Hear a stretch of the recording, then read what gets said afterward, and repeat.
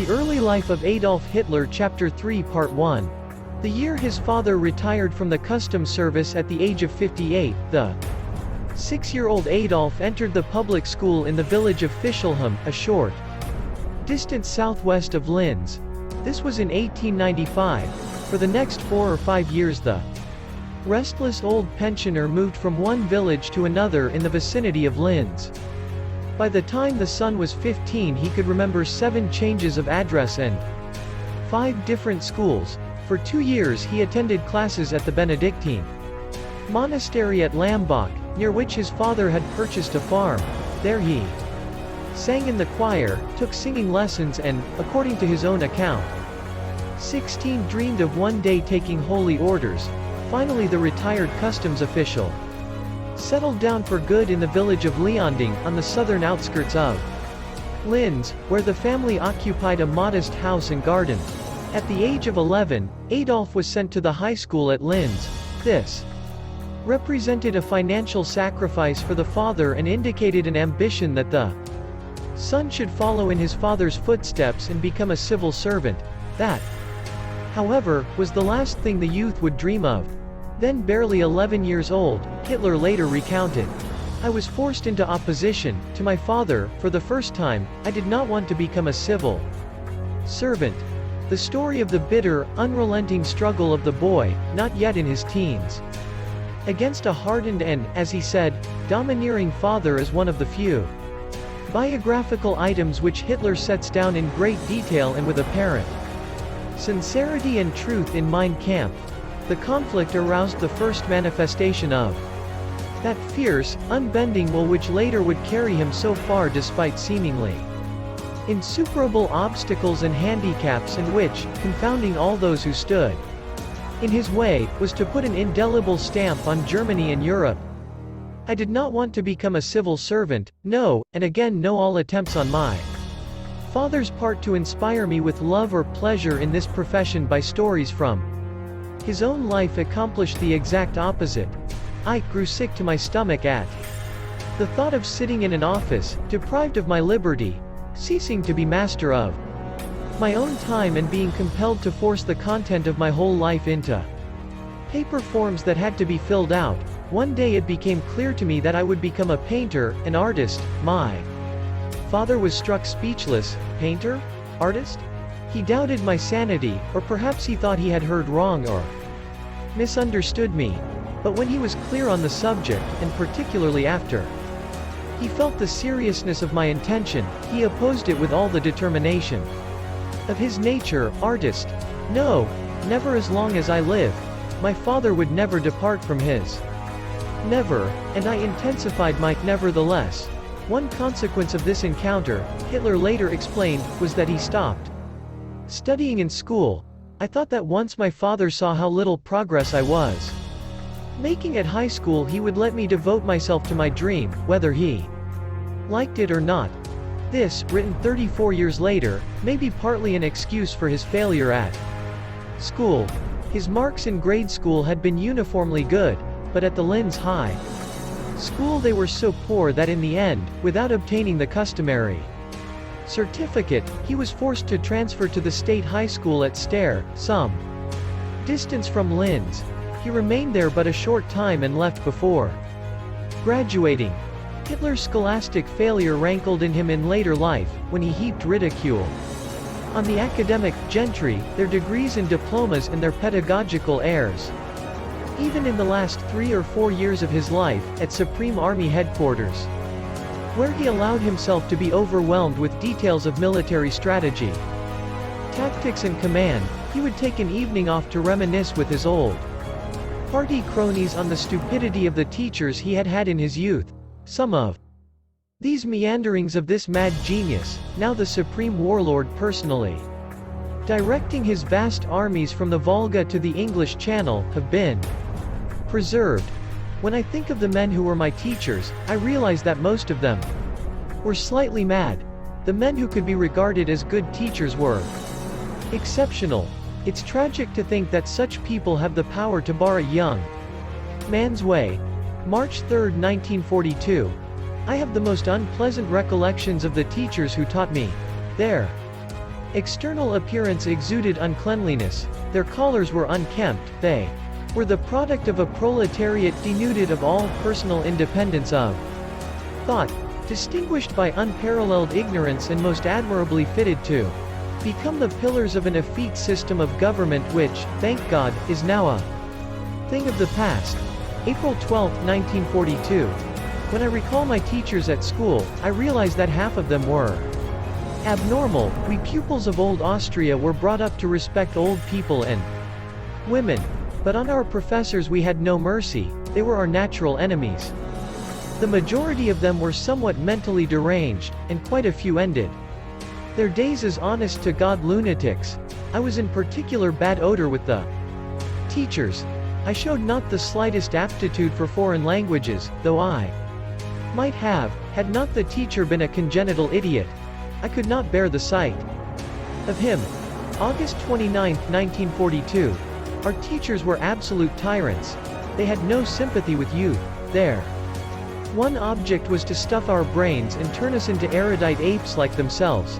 If any pupil showed the slightest trace of originality, they persecuted him relentlessly, and the only model pupils whom I have ever got to know have all been failures in after life. September 7, 1942. To his dying day, it is obvious Hitler never forgave his teachers for the poor marks they had given him, nor could he forget. But he could distort to a point of grotesqueness the impression he made on his teachers, recollected after he had become a world figure, has been briefly recorded. One of the few instructors Hitler seems to have liked was Professor Theodor Giesinger, who strove to teach him science. Giesinger later recalled, "As far as I was concerned, Hitler left neither a favorable nor an unfavorable impression in Linz. He was by no means a leader of the class. He was slender and erect, his face pallid and very thin, almost like that of a consumptive, his gaze unusually open, his eyes brilliant." Professor Eduard Humer, apparently the congenital idiot mentioned by Hitler above, for he taught French, came to Munich in 1923 to testify for his former pupil, who was then being tried for treason as the result of the beer hall putsch. Though he lauded Hitler's aims and said that he wished from the bottom of his heart to see him fulfill his ideals, he gave the following thumbnail portrait of the young high school student. Hitler was certainly gifted, although only for particular subjects, but he lacked self-control and, to say the least, he was considered argumentative, autocratic, self-opinionated and bad-tempered, and unable to submit to school discipline. Nor was he industrious. Otherwise he would have achieved much better results, gifted as he was. There was one teacher at the Linz High School who exercised a strong and, as it turned out, a fateful influence on the young Adolf Hitler. This was a history teacher, Dr. Leopold Poch, who came from the southern German language border region where it meets that of the South Slavs, and whose experience with the racial struggle there had made him a fanatical German nationalist. Before coming to Linz he had taught at Marburg, which later, when the area was transferred to Yugoslavia after the First World War, became Maribor. Though Dr. Poch had given his pupil marks of only fair in history, he was the only one of Hitler's teachers to receive a warm tribute in Mein Kampf. Hitler readily admitted his debt to this man. It was perhaps decisive for my whole later life that good fortune gave me a history teacher who understood, as few others did, this principle of retaining the essential and forgetting the non-essential. In my teacher, Dr. Leopold Poch of the high school in Linz, this requirement was fulfilled in a truly ideal manner. An old gentleman, kind but at the same time firm, he was able not only to hold our attention by his dazzling eloquence but to carry us away with him. Even today I think back with genuine emotion on this gray-haired man, who, by the fire of his words, sometimes made us forget the present, who, as if by magic, transported us into times past and, out of the millennium mists of time, transformed dry historical facts into vivid reality. There we sat, often aflame with enthusiasm, sometimes even Moved to tears, he used our budding national fanaticism as a means of educating us, frequently appealing to our sense of national honor. This teacher made history my favorite subject, and indeed, though he had no such intention, it was then that I became a young revolutionary. Some 35 years later, in 1938, while touring Austria in triumph after he had forced its annexation to the Third Reich, Chancellor Hitler stopped off at Klagenfurt to see his old teacher. Then in retirement, he was delighted to find that the old gentleman had been a member of the underground Nazi SS, which had been outlawed during Austria's independence. He conversed with him alone for an hour and later confided to members of his party, "You cannot imagine how much I owe to that old man." Alois Hitler died of a lung hemorrhage on January 3, 1903, at the age of 65. He was stricken while taking a morning walk and died a few moments later in a nearby inn in the arms of a neighbor. When his 13-year-old son saw the body of his father, he broke down and wept. His mother, who was then 42, moved to a modest apartment in Erfar, a suburb of Linz, where she tried to keep herself and her two surviving children, Adolf and Paula, on the meager savings and pension left her. She felt obligated, as Hitler remarks in Mein Kampf, to continue his education in accordance with his father's wishes, in other words, as he puts it, to have me study for the civil servant's career. But though the young widow was indulgent to her son, and he seems to have loved her dearly, he was more than ever determined, absolutely, he says, not to undertake this career. And so, despite a tender love between mother and son, there was friction, and Adolf continued to neglect his studies. Then suddenly an illness came to my help, and in a few weeks decided my future and the eternal domestic quarrel. The lung ailment which Hitler suffered as he was nearing 16 necessitated his dropping out of school for at least a year. He was sent for a time to the family village of Spittal, where he recuperated at the home of his mother's sister, Teresa Schmidt, a peasant woman. On his recovery he returned briefly to the State High School at Steyr. His last report, dated September 16, 1905, shows marks of adequate in German, chemistry, physics, geometry and geometrical drawing. In geography and history he was satisfactory, in free hand drawing excellent. He felt so excited at the prospect of leaving school for good that for the first and last time in his life he got drunk, as he remembered it in later years. He was picked up at dawn, lying on a country road outside of Steyr, by a milkmaid and helped back to town, swearing he would never do it again. In this matter, at least, he was as good as his word, for he became a teetotaler, a non-smoker and a vegetarian to boot, at first out of necessity as a penniless vagabond in Vienna and Munich, and later out of conviction. The next 2 or 3 years Hitler often described as the happiest days of his life, while his mother suggested, and other relatives urged, that he go to work and learn a trade. He contented himself with dreaming of his future as an artist, and with idling away the pleasant days along the Danube. He never forgot the downy softness of those years from 16 to 19 when, as a mother's darling, he enjoyed the hollowness of a comfortable life. Though the ailing widow found it difficult to make ends meet on her meager income, young Adolf declined to help out by getting a job. The idea of earning even his own living by any kind of regular employment was repulsive to him, and was to remain so throughout his life.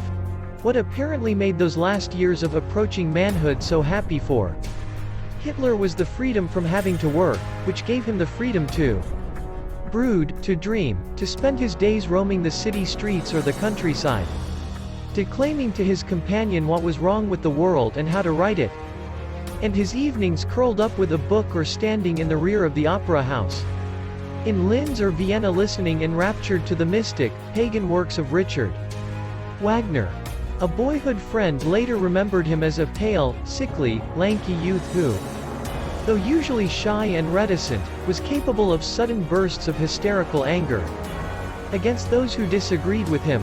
For 4 years he fancied himself deeply in love with a handsome blonde maiden named Stephanie, and though he often gazed at her longingly as she strolled up and down the Landstrasse in Linz with her mother, he never made the slightest effort to meet her, preferring to keep her, like so many other objects, in the shadowy world of his soaring fantasies.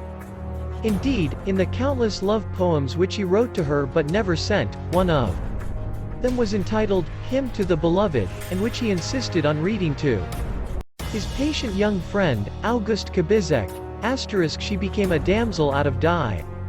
Wakwari, clad in a dark blue flowing velvet gown, riding a white steed over the flowering meadows. Although Hitler was determined to become an artist, preferably a painter or at least an architect, he was already obsessed with politics at the age of 16. By then he had developed a violent hatred for the Habsburg monarchy and all the non-German races in the multinational Austro-Hungarian Empire over which it ruled, and an equally violent love for everything German. At 16 he had become what he was to remain till his dying breath, a fanatical German nationalist. He appears to have had little of the carefree spirit of youth despite all the loafing. The world's problems weighed down on him, Kubizek later recalled. He saw everywhere only obstacles and hostility, he was always up against something and at odds with the world. I never saw him take anything lightly. It was at this period that the young man who could not stand school became a voracious reader, subscribing to the Library of Adult Education in Linz and joining the Museum Society, whose books he borrowed in large numbers. His young friend remembered him as always surrounded by books, of which his favorites were works on German history and German mythology. Since Linz was a provincial town, it was not long before Vienna, the glittering Baroque capital of the empire, began to beckon a youth of such ambition and imagination. In 1906, just after his 17th birthday, Hitler set out with funds provided by his mother and other relations to spend 2 months in the great metropolis, though it was later to become the scene of his bitterest years when, at times, he literally lived in the gutter. Vienna on this first visit enthralled him. He roamed the streets for days, filled with excitement at the sight of the imposing buildings along the Ring and in a continual state of ecstasy at what he saw in the museums, the opera house, the theaters.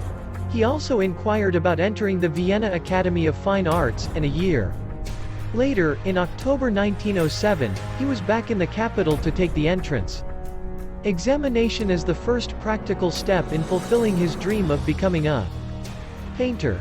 He was 18 and full of high hopes, but they were dashed.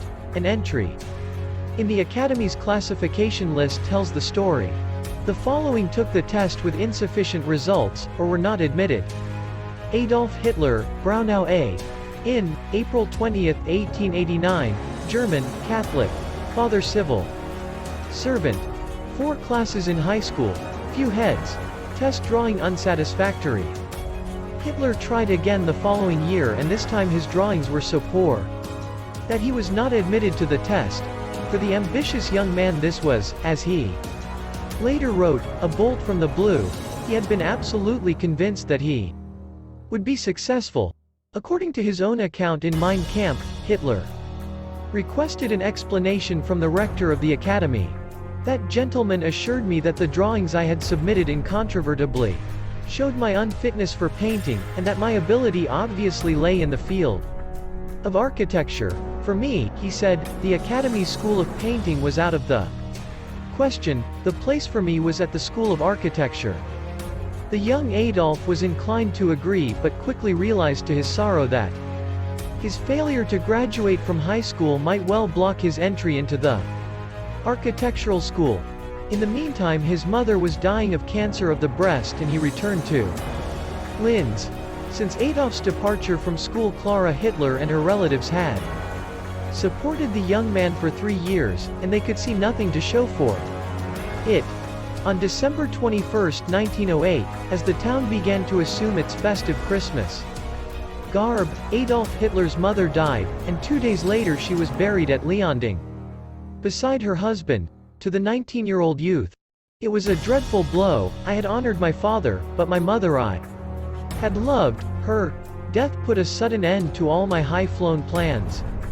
Poverty and hard reality compelled me to take a quick decision. I was faced with the problem of somehow making my own living. Somehow. He had no trade. He had always disdained manual labor. He had never tried to earn a cent, but he was undaunted, bidding his relatives farewell. He declared that he would never return until he had made good. With a suitcase full of clothes and underwear in my hand and an indomitable will in my heart, I set out for Vienna. I too hoped to wrest from fate what my father had accomplished 50 years before. I too hoped to become something, but in no case a civil servant. The saddest period of my life, Chapter 3 Part 2. The next 4 years, between 1909 and 1913, turned out to be a time of utter misery and destitution for the conquering young man from Linz. In these last fleeting years before the fall of the Habsburgs and the end of the city as the capital of an empire of 52 million people in the heart of Europe, Vienna had a gaiety and charm that were unique among the capitals of the world, not only in its architecture, its sculpture, its music, but in the light-hearted, pleasure-loving, cultivated spirit of its people. It breathed an atmosphere of the Baroque and the Rococo that no other city of the West knew. Set along the blue Danube beneath the wooded hills of the Wienerwald, which were studded with yellow-green vineyards, it was a place of natural beauty that captivated the visitor and made the Viennese believe that Providence had been especially kind to them. Music filled the air, the towering music of gifted native sons, the greatest Europe had known, Haydn, Mozart, Beethoven and Schubert. And, in the last Indian summer years, the gay, haunting waltzes of Vienna's own beloved Johann Strauss. To a people so blessed and so imprinted with the Baroque style of living, life itself was something of a dream, and the good folk of the city passed the pleasant days and nights of their lives waltzing and whining, in light talk in the congenial coffee houses, listening to music and viewing the make-believe of theater and opera and operetta, in flirting and making love, abandoning a large part of their lives to pleasure and to dreams. To be sure, an empire had to be governed, an army and navy manned, communications maintained, business transacted and labor done, but few in Vienna worked overtime, or even full-time, at such things. There was a seamy side, of course. This city, like all others, had its poor, ill-fed, ill-clothed and living in hovels, but as the greatest industrial center in Central Europe as well as the capital of the empire, Vienna was prosperous, and this prosperity spread among the people and sifted down. The great mass of the lower middle class controlled the city politically. Labor was organizing not only trade unions but a powerful political party of its own, the Social Democrats. There was a ferment in the life of the city, now grown to a population of 2 million. Democracy was forcing out the ancient autocracy of the Habsburgs.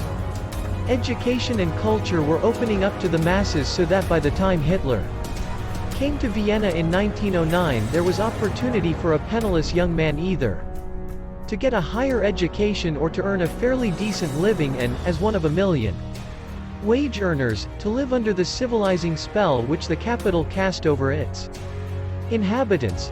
Was not his only friend, Kubizek, as poor and as obscure as himself, already making a name for himself in the Academy of Music? But the young Adolf did not pursue his ambition to enter the school of architecture. It was still open for him despite his lack of a high school diploma. Young men who showed special talent were admitted without such a certificate, but so far as is known he made no application, nor was he interested in learning a trade or in taking any kind of regular employment. Instead he preferred to putter about at odd jobs, shoveling snow, beating carpets, carrying bags outside the West Railroad station, occasionally for a few days working as a building laborer. In November 1909, less than a year after he arrived in Vienna, to forestall fate, he was forced to abandon a furnished room in the Simon dank gas, and for the next 4 years he lived in flophouses or in the almost equally miserable quarters of the men's hostel at 27 Meldmannstrasse in the 20th district of Vienna, near the Danube, staving off hunger by frequenting the charity soup kitchens of the city. No wonder that nearly 2 decades later he could write, "To me Vienna, the city which to so many is the epitome of innocent pleasure, a festive playground for merrymakers, represents, I am sorry to say, merely the living memory of the saddest period of my life. Even today this city can arouse in me nothing but dismal thoughts. For me the name of this bestial city represents 5 years of hardship and misery, 5 years in which I was forced to earn a living, first as a day laborer, then as a small painter. A truly meager living which never sufficed to appease even my daily hunger. Always," he says of these times, "there was hunger. Hunger was then my faithful bodyguard. He never left me for a moment and partook of all I had. My life was a continual struggle with this pitiless friend. It never, however, drove him to the extremity of trying to find a regular job, as he makes clear in Mein Kampf. He had the petty bourgeoisie's gnawing fear of sliding back into the ranks of the proletariat, of the manual laborers, a fear he was later to exploit in building up the National Socialist Party on the broad foundation of the hitherto leaderless, ill-paid, neglected white-collar class, whose millions nourished the illusion that they were at least socially better off than the workers. Although Hitler says he eked out at least part of a living as a small painter, he gives no details of this work in his autobiography except to remark that in the years 1909 and 1910 he had so far improved his position that he no longer had to work as a common laborer. By this time, he says, I was working independently as a small draftsman and painter of watercolors. This is somewhat misleading, as is so much else of a biographical nature in Mein Kampf, though the evidence of those who knew him at the time appears to be scarcely more trustworthy. Enough of it has been pieced together to give a picture that is probably more accurate and certainly more complete. That Adolf Hitler was never a house painter, as his political opponents taunted him with having been, is fairly certain. At least there is no evidence that he ever followed such a trade. What he did was draw or paint crude little pictures of Vienna, usually of some well-known landmark such as St. Stephen's Cathedral, the Opera House, the Burg Theater, the Palace of Schönbrunn or the Roman ruins. In Schönbrunn Park, according to his acquaintances, he copied them from older works. Apparently he could not draw from nature. They are rather stilted and lifeless, like a beginning architect's rough and careless sketches, and the human figures he sometimes added are so bad as to remind one of a comic strip. I find a note of my own made once after going through a portfolio of Hitler's original sketches. Few faces. Crude. One almost ghoulish face. To Haydn, they stand like tiny stuffed sacks outside the high, solemn palaces.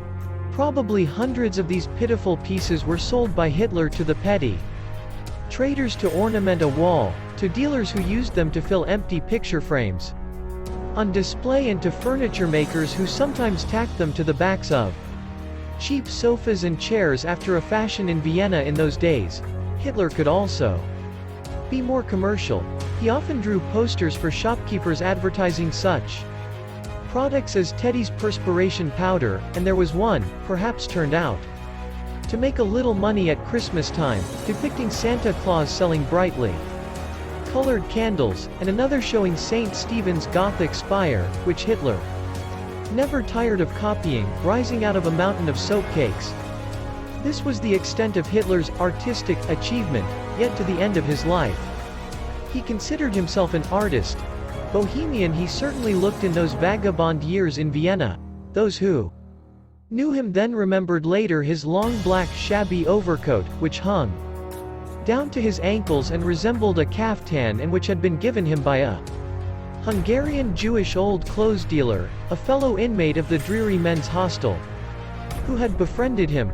They remembered his greasy black derby, which he wore the year round, his matted hair, brushed down over his forehead as in later years, and, in the back, hanging disheveled over his soiled collar, for he rarely appeared to have had a haircut or a shave, and the sides of his face and his chin were usually covered with the black stubble of an incipient beard, if one can believe Hanisch, who later became something of an artist. Hitler resembled an apparition such as rarely occurs among Christians. Unlike some of the shipwrecked young men with whom he lived, he had none of the vices of youth. He neither smoked nor drank. He had nothing to do with women, not, so far as can be learned, because of any abnormality but simply because of an ingrained shyness. I believe, Hitler remarked afterward in Mein Kampf, in one of his rare flashes of humor, that those who knew me in those days took me for an eccentric. They remembered, as had his teachers, the strong, staring eyes that dominated